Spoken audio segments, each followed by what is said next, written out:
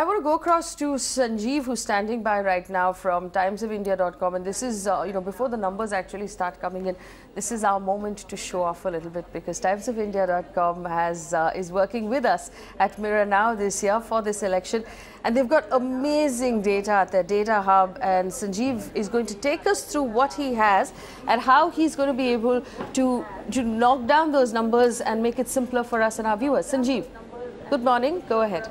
Morning, Faye. Thank you very much. Welcome to this unique partnership between Mirror Now and the timesofIndia.com.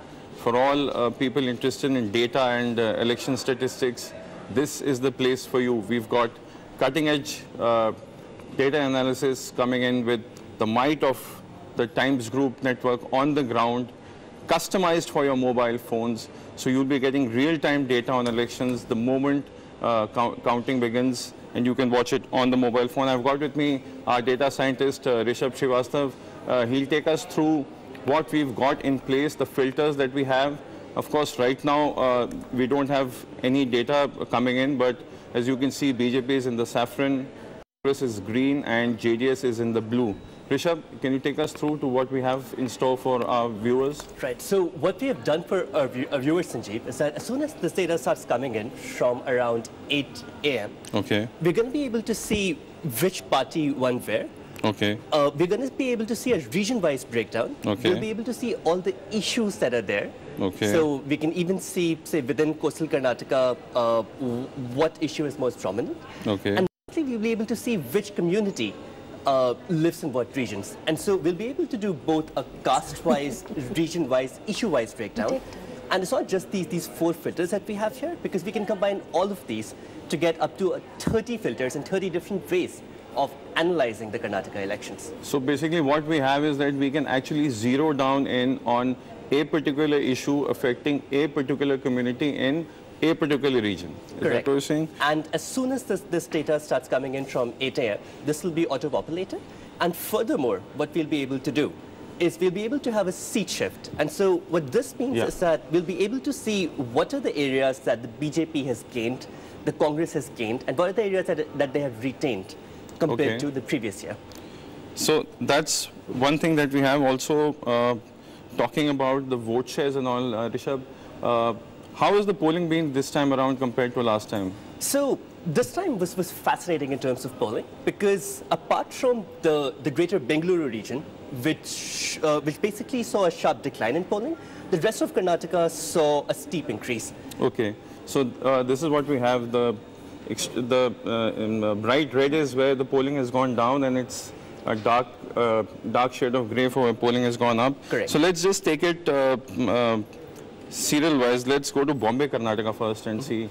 Rishabh, here, not much difference, is it? Right. So what happened in Bombay, Karnataka was surprising, because we didn't actually see a big turnout compared to last year.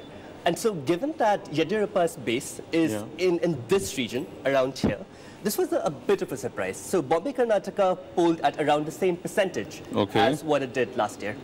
And what about Hyderabad, Karnataka? So Hyderabad, Karnataka was also interesting. As a whole, the region had around the same polling percentages, but there were, of course, some areas which basically saw a sharp decline, and other areas that saw a sharp increase. But on the whole, Hyderabad, Karnataka had around the same voting percentages, which again was surprising, because what happened was, given that Lingayats represent a very large population here. Yeah, especially in this portion, even Mumbai, Karnataka, is it? Right. And so because this whole election was charged with the Lingayat vote issue, the fact that this region didn't have a much higher turnout was very, very surprising. Okay, let's talk about the coastal region now. Here polling seems to have gone up a bit, isn't it, Rishabh? Absolutely. So coastal Karnataka has been a traditional BJP stronghold. And what happened this time round was that polling throughout the region went up. Now, in 2013, it's interesting that even though this is a BJP stronghold, Congress won most of the seats in this region. And this was because the vote got split, because Yediyurappa broke away to form the KJP last year. Okay, what about this region? This is the Chief Minister's area, Siddaramaia's area. Right. So if you look at the old Mysuru region, what happened was we saw a significant increase in overall turnout.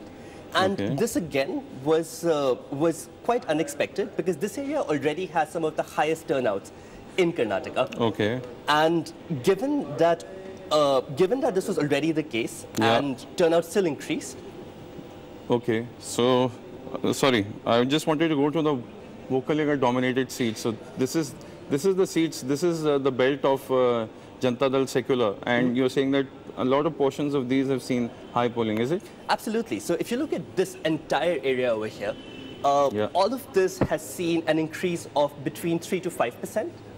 Or even more in terms of polling percentages.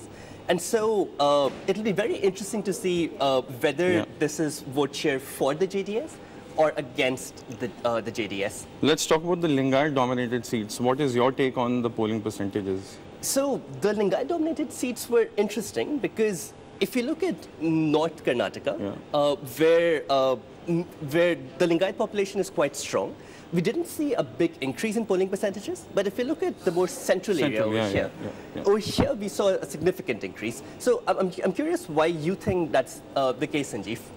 Yeah, because the difference between North Karnataka and Central Karnataka is the fact that here, apart from the Lingayats, you have other communities also which come out and vote in large numbers.